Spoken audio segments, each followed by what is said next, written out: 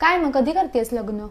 अगं नाव तर रजिस्टर केलंय ग क्षिप्रा, पण कोणी आवडतच नाहीये. आय नो, आणि म्हणजे मला अशी 8-10 मुलं बघून नाही करायचं यार. म्हणजे I need to see some more options. Of course. हे बघ, आत्ताशी आपण 25च वर्षाचे आहोत. तेच. जुळेल आपलं. मुलं बघता बघता आपण 40शीत आलो. हो ना यार. अगं पण काय होतंय माहितीये का, पत्रिका जुळतीये पण वाईब मॅच नाही होते. एक्झॅक्टली. पण आपल्यापेक्षा मुलांचा पगार जास्त असावा ही अपेक्षा करणं काय चुकीचं आहे? असायलाच हवा तो.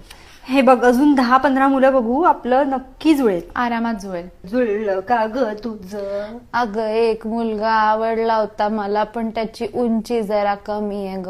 अगं बाई, आता मरणाला टेकली ना तू. उंचीचं काय घेऊन बसली? थांब, तुला जरा फोटो दाखवते त्याचा.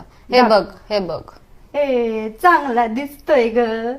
काय कमवतो किती तो? अगं आता रिटायर झाला ग. पण त्याच्याकडे काहीतरी जमीन जुमला असलच ना. ते काही मला माहित नाही बाई, ते सगळं तू विचारून घे बरं अगं त्याला. पण तू म्हणते की त्याची उंची जरा कमी आहे ना. कमी आहे, कमी आहे. मग मला असं वाटतंय अजून जरा 10 ऑप्शन्स बघते आणि मग ठरवते. अजून सुद्धा आशा आहे बाई मला. हो, जमेल आपलं. माझं जुळेल जुळेल आपलं, जुळेल.